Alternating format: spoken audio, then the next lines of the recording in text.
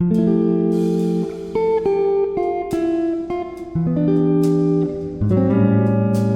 a life where you have complete control over your words, your thoughts, your emotions, and your money. A life where you don't say things you regret, your mind doesn't spiral into negativity, your emotions don't dictate your actions, and your financial future is secure. Sounds amazing, right? But let's be honest, most of us struggle with at least one, if not all, of these areas. We blurt out things in the heat of the moment, let self-doubt hold us back, get overwhelmed by emotions, or spend money recklessly. The good news? You can change all of that. And this audiobook is here to help. In the next few chapters, we'll explore practical, real-world strategies to master your mouth, mind, mood, and money. These aren't just theories, they are actionable techniques that you can apply immediately. So, are you ready to take back control? Let's get started. Chapter 1. The Power of Words. Have you ever said something and instantly regretted it? Maybe it was a sarcastic remark that hurt a friend, or a thoughtless comment that cost you an opportunity. Words have power, more than we often realize. Think about it. Words can start wars or bring peace. They can build relationships or destroy them. They can inspire people to chase their dreams or make them feel worthless. The words you speak shape your world. Now here's a truth most people overlook. Your words don't just affect others, they also affect you. The things you say reinforce your beliefs and shape your mindset. Say, "I'm bad with money enough times," and guess what? You'll keep making poor financial decisions. Tell yourself, "I can't control my temper," and you'll always struggle with it. But the opposite is also true. If you start speaking with intention, you can shift your entire reality. Imagine waking up and telling yourself, "I am in control of my emotions. I choose my words wisely. I am disciplined with my finances." At first, it might feel strange, but over time, these words rewire your brain, helping you become exactly the person you want to be. The Rule of 3. To help you take control of your speech, here's a simple rule. Before speaking, ask yourself 3 questions. Is it true? Are you speaking facts or just assumptions? Is it necessary? Does this need to be said? Or is it just noise? Is it kind? Will it help or hurt the person hearing it? If your words don't pass this test, take a pause. Silence is often more powerful than speech, and that's exactly what we'll explore in the next chapter. How silence can be your greatest strength. Let's move forward. Chapter 2. Speak with purpose. Words can be weapons or they can be tools. The difference? Intent. Many people speak without thinking. They talk just to fill the silence, blurt out their emotions, or say things they don't truly mean. But highly successful people, great leaders, thinkers, and communicators speak with purpose. How to speak with purpose. Pause before you speak. Most of us react instead of responding. The next time you're about to say something, take a 2-second pause. Ask yourself, is this helping or harming the situation? Am I speaking from emotion or logic? Does this align with my values? Use words to build, not break. Compliments, encouragement, and positive words can uplift people and create strong relationships. A single kind sentence can make someone's day. On the flip side, careless words can break trust, lower confidence, and cause unnecessary conflict. Keep it simple and clear. Many people believe that speaking in a complex way makes them sound smarter. But true intelligence is in clarity. Be direct. Be simple. Say what you mean in as few words as possible. Master the art of listening. Speaking with purpose isn't just about what you say, it's also about what you hear. Listen more than you talk, and when you do speak, make it count. Now, let's talk about an underrated but powerful communication skill, silence. Chapter 3. Silence as Strength. Most people are uncomfortable with silence. They rush to fill gaps in conversation, over-explain their thoughts, and fear awkward pauses. But here's a secret. Silence is power. Think about the most charismatic and influential people. They don't ramble. They don't rush. They pause. They let silence do the work. The power of silence in conversations. Silence makes people listen to you. If you pause before speaking, people lean in. They pay attention. Silence gives you control. When someone is angry, they expect you to react. But if you stay calm and silent, they lose their power over you. Silence helps you think. In negotiations, arguments, or important discussions, silence gives you time to respond wisely instead of emotionally. Want a simple challenge? Try this. The next time someone asks you a question, pause for 3 seconds before answering. You'll notice the impact instantly. Now that we've covered words, let's dive into something even deeper, mastering your mind. Chapter 4. Mastering your thoughts. Your mind is like a wild horse. If you don't control it, it will control you. Most of our struggles, whether in relationships, work, or personal growth, start in the mind. The good news? You can train your mind just like a muscle. How to gain control over your thoughts, become aware of your thoughts. Most people don't even notice what they think. They just react. But awareness is the first step to control. Try this. Throughout the day, pause and ask yourself, what am I thinking right now? If it's negative or unhelpful, replace it with a better thought. Stop negative self-talk. Imagine if someone followed you around all day saying, you're not good enough, you'll never succeed, you always mess things up. Would you let them stay in your life? No. So why allow your own mind to do it? Flip the script. Instead of saying, I'm terrible at this, say, I'm learning and improving. Words shape reality, even the ones you say to yourself. Feed your mind the right information. If you consume negativity all day, news, gossip, complaints, you'll think negatively. But if you fill your mind with uplifting content, books, podcasts, positive conversations, your mindset will shift.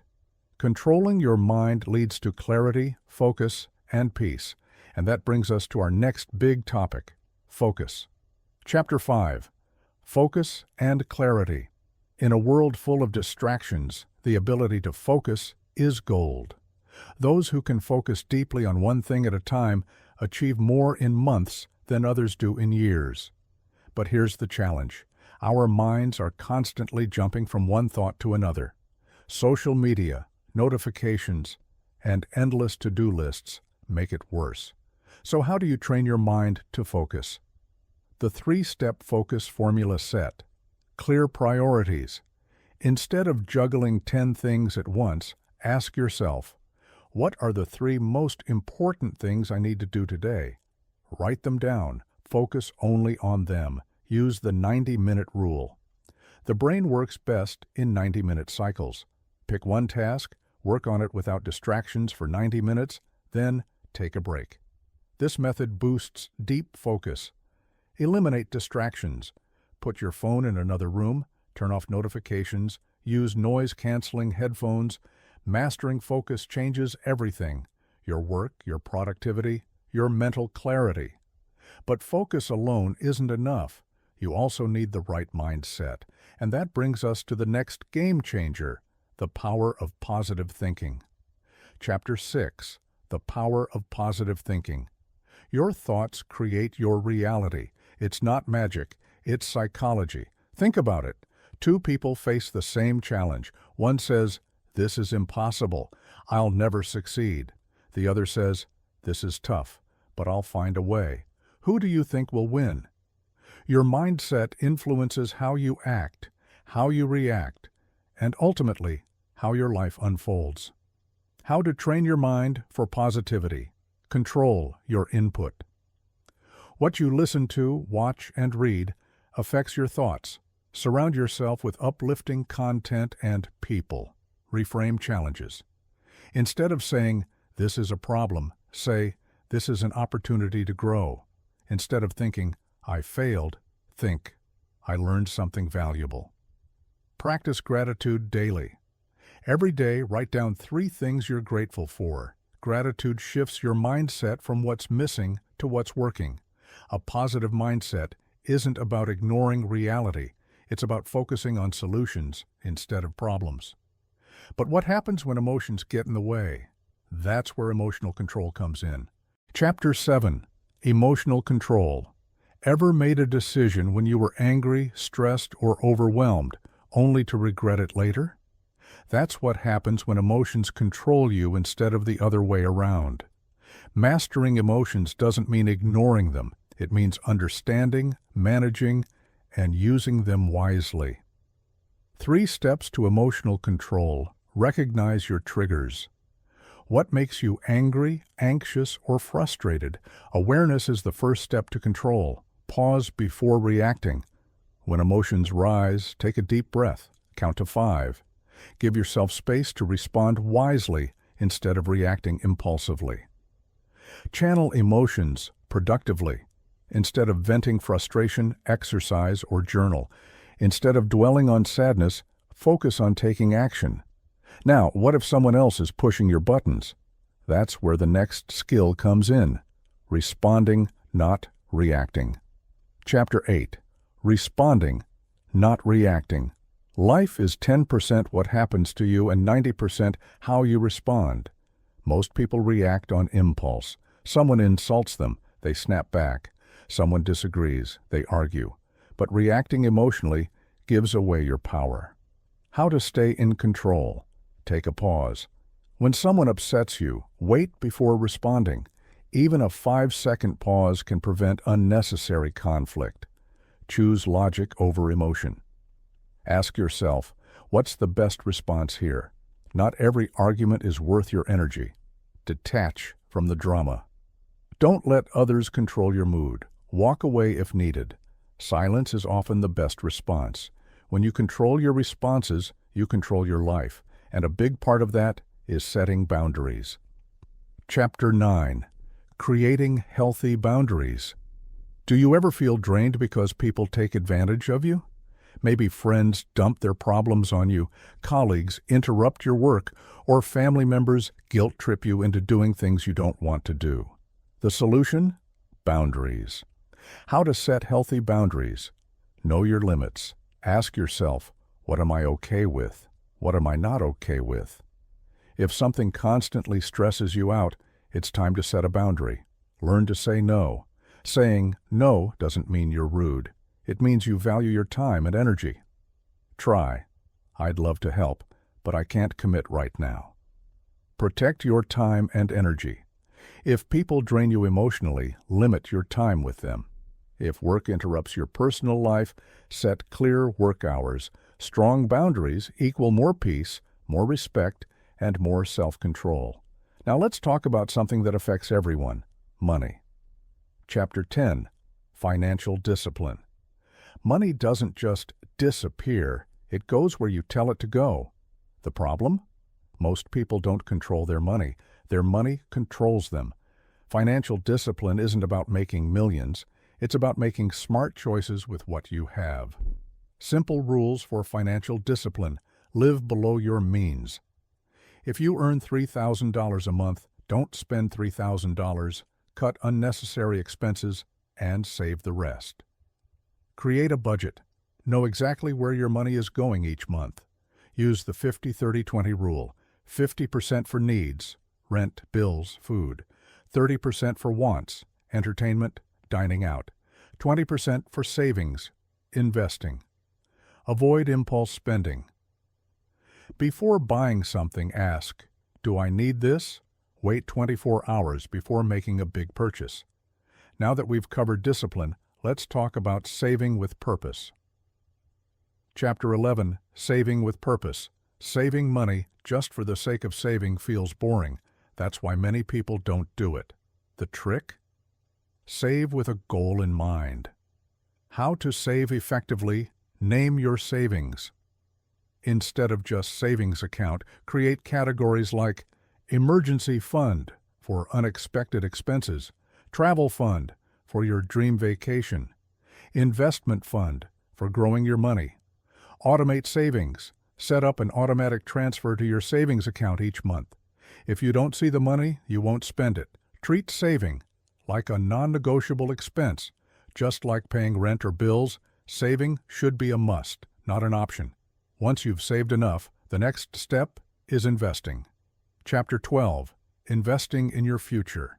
Saving money is great, but investing grows it. If you want true financial freedom, you can't just work for money. You need your money to work for you. Smart investing. Tips. Start small. Start now. Even $50 a month can grow over time. Invest in what you understand: stocks, real estate, or a side business. Pick what makes sense for you. Think long-term wealth isn't built overnight. Be patient and consistent. Want to know why some people are wealthy while others struggle? It's all about the psychology of money. Chapter 13. The psychology of money. Money isn't just numbers in a bank account. It's emotional. It's psychological. Some people earn a lot but always feel broke. Others make less but feel financially secure. The difference? Their mindset about money. Key money mindset shifts. Stop thinking short-term. Wealthy people think in decades, not days. Instead of, how can I make quick money? Ask, how can I build lasting wealth? Detach emotions from money. Don't let fear or greed control financial decisions. Stick to a plan. Don't chase hype or panic when the market drops. Understand the difference between assets and liabilities. Assets, investments, real estate, businesses. Put money in your pocket.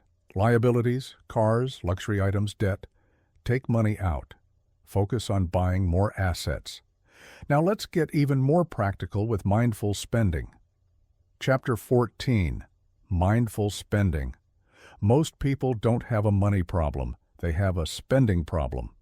How to spend money wisely.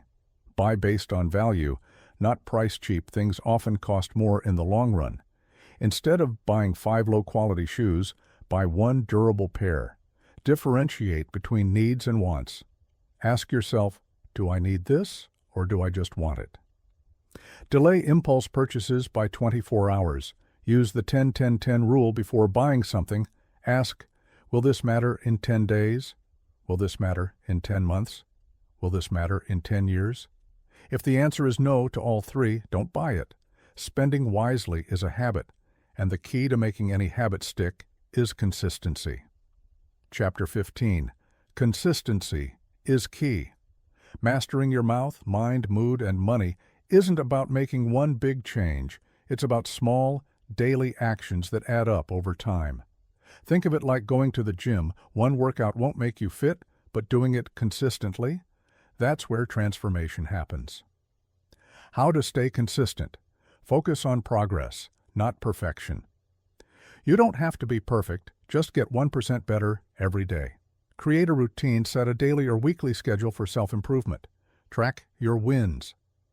Keep a journal of small successes. Every step forward is progress. And now, let's bring everything together in our final thoughts. Conclusion. Congratulations. You've just taken a deep dive into mastering the 4 key areas of life: your mouth, mind, mood, and money. The journey to self-mastery isn't about quick fixes. It's about daily awareness, intentional choices, and consistent action. Your next steps. Pick one area to focus on.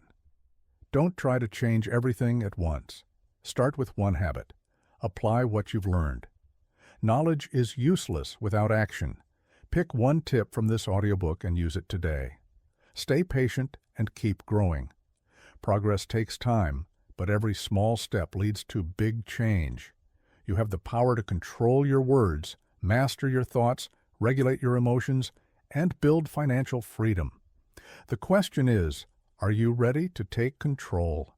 The choice is yours.